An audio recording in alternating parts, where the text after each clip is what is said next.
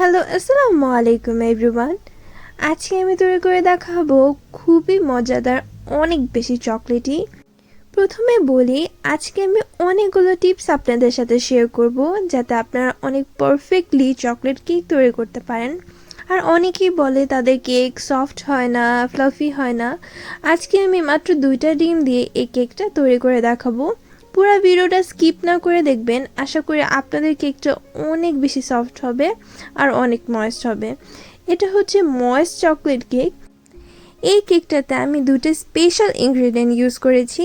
আর এই চকলেট কেকটাতে একটা আলাদা ফ্লেভার থাকবে, সেটা হচ্ছে অরেঞ্জের এক্সট্রা একটা ফ্লেভার চকলেটের সাথে এত বেশি ভালো লাগে। আপনারা কখনো চকলেটের সাথে অরেঞ্জের এসেন্স ইউজ করে দেখবেন, টেস্টটা অনেক ভালো লাগে। অরেঞ্জের উপর থেকে হালকা করে আমি খোসা নিয়ে নিচ্ছি, একদম হালকাভাবে, যাতে সাদা অংশ কোনোভাবে না আসে। এরপর একটা অরেঞ্জের আমি জুস নিয়ে নিচ্ছি। পুরোটুকু জুস লাগবে না, যতটুকু লাগবে আমি রেসিপিতে বলে দিব। এরপর নিয়েছি 2টা ডিম। ডিমের সাদা অংশটাকে আমি আলাদা করে নিয়েছি। অনেকে বলে তাদের সাদা অংশ বিট করলে সুন্দরভাবে ফ্লাফি হয় না, ফোম হয় না। আজকে আমি যে যে ইনগ্রেডিয়েন্ট ইউজ করব সেগুলো একদম এক্স্যাক্টলি ফলো করলে আপনাদের ফোমটা অনেক সুন্দর হবে। আমি যে বাউলটা ইউজ করেছি বা পাত্রটা, সেটা ভালো করে মুছে নিয়েছি। তারপরে আমি ডিমের অংশ দিয়েছি। এরপর দিয়ে দিচ্ছি 2 চিমটি পরিমাণ ক্রিম অফ টার্টার। আপনারা যে কোনো বেকিং স্টোরে ক্রিম অফ টার্টার পেয়ে যাবেন, অনলাইনেও পেয়ে যাবেন। ক্রিম অফ টার্টার দিলে খুব তাড়াতাড়ি একটা ফ্লাফি হয়ে যায় আর অনেকক্ষণ ফোমটা হোল্ড করে রাখে, তার কারণে কেকটা ইজিলি চুপসে যায় না। ক্রিম অফ টার্টারের পরিবর্তে আপনারা এখানে ভিনেগার ইউজ করতে পারেন, 1/2 টিস্পুনের মতো। ভিনেগারের থেকে ক্রিম অফ টার্টারটা বেশি ভালো। হালকা একটু ফ্লাফি হওয়ার পর আমি এখানে চিনি দিয়ে দিচ্ছি। আমি এখানে 1/2 কাপের মতন চিনি ব্যবহার করেছি। আমি এখানে ক্যাস্টার সুগার ইউজ করেছি। ক্যাস্টার সুগার তৈরি করা খুব ইজি। বেকিংয়ের ভিতরে সাধারণত নর্মাল সুগারের থেকে ক্যাস্টার সুগার ইউজ করা ভালো, তাহলে খুবই ভালো একটা রেজাল্ট পাওয়া যায়। অনেক সময় দেখা যায় চিনি বিট করতে করতে ডিমের সাদা অংশটা ওভার বিট হয়ে যায় বা চিনি গলাতে গলাতে, তাই ক্যাস্টার সুগারটা ইউজ করা উচিত। আইসিং সুগার ইউজ করলে ক্রিমটা দেখা যাবে একদমই ক্রিমের মতন হয়ে যাবে, মানে ফ্রস্টিংয়ের মতন হয়ে যায়। তাই এখানে ক্যাস্টার সুগারটা ইউজ করা ভালো। আমি এখানে 2 ধাপে চিনিটা দিয়েছি। একসাথে চিনি দিলে অনেক সময় ডিমের যে সাদা অংশটা সেটা বেশি হার্ড হয়ে যায় বা তাড়াতাড়ি শক্ত হয়ে যায়, তাই আমি এখানে 2 ধাপে চিনিটা দিয়েছি। আমি প্রায় 4 মিনিটের মতন লো স্পিডে রেখে বিট করেছি। আপনাদের বিটের স্পিড যদি অনেক কম হয়ে থাকে তাহলে আপনারা মিডিয়াম স্পিডে বিট করতে পারেন। যখন এরকম ঠিক হয়ে যাবে তখন আমি এখানে কুসুমটা দিয়ে দিব। কুসুমটা দিয়ে আমি আলতো হাতে উপর থেকে বিট করব। জাস্ট কুসুমটাকে বিট করব প্রথমে। আপনারা চাইলে কুসুমটাকে আলাদাভাবে একটু বিট করে নিতে পারেন, এরপরে এটার সাথে মিক্স করতে পারেন।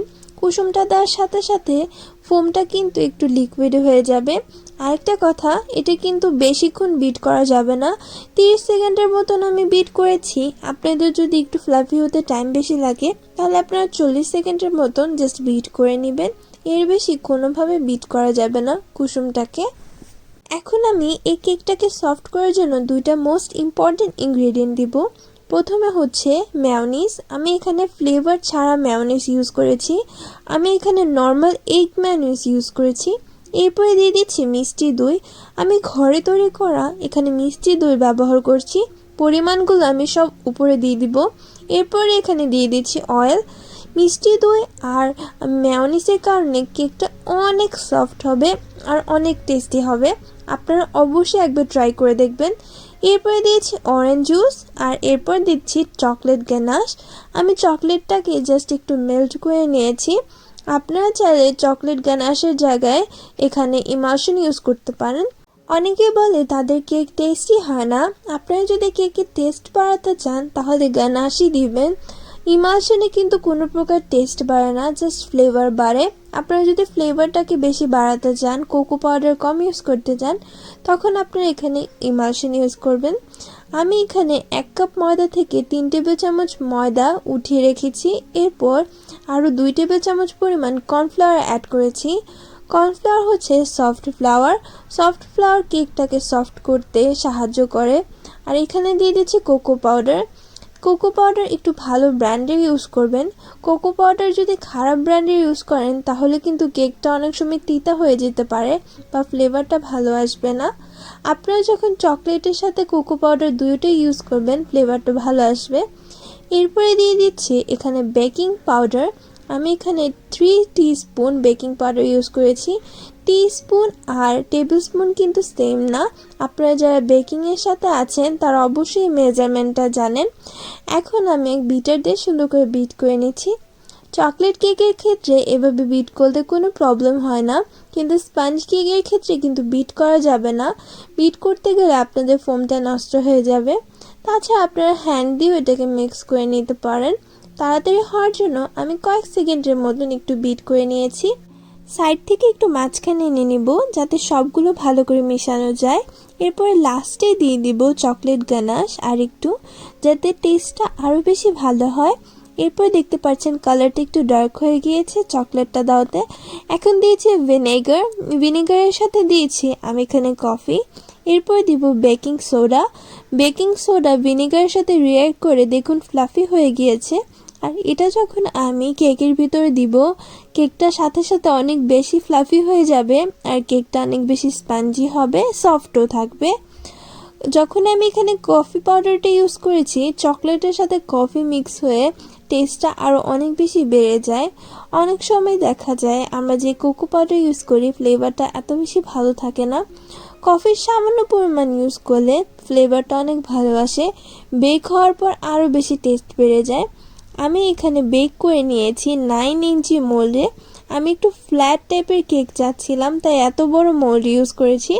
আপনারা যদি মিডিয়াম হাইট রাখতে চান তাহলে 7 ইঞ্চি মোল্ডে এটা বেক করতে পারেন।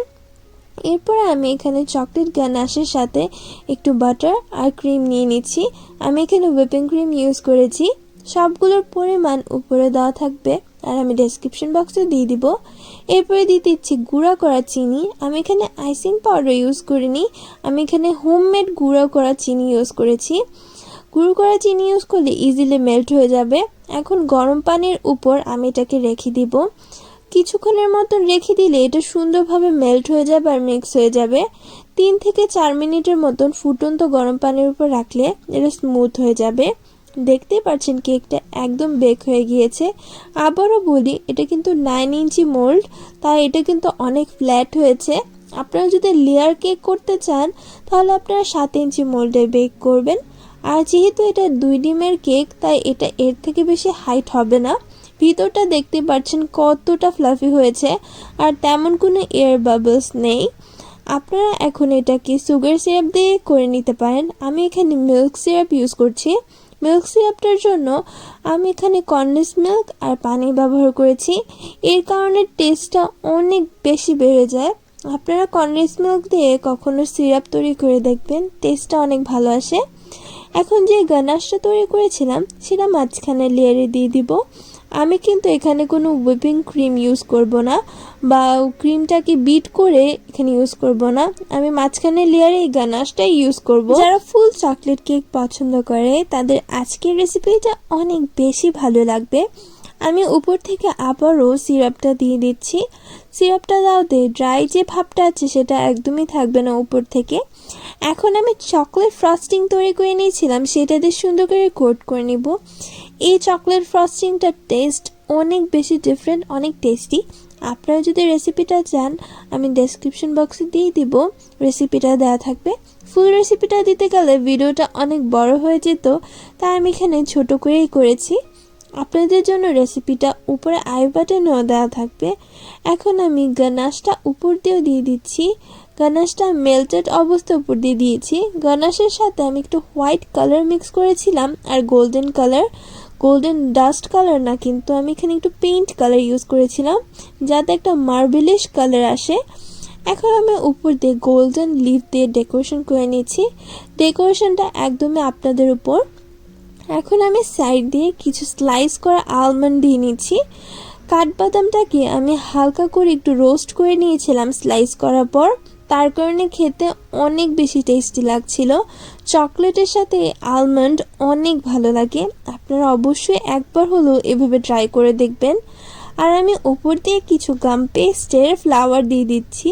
জাস্ট নর্মাল কিছু ফ্লাওয়ার্স তৈরি করেছিলাম, কোনো প্রকার টুলস না ইউজ করে। আচ্ছা, এই যে গাম পেস্টটা আমি কিন্তু ঘরে তৈরি করেছি, কোনো প্রকার এগ হোয়াইট না ইউজ করে গাম পেস্ট আমি ঘরে তৈরি করেছি।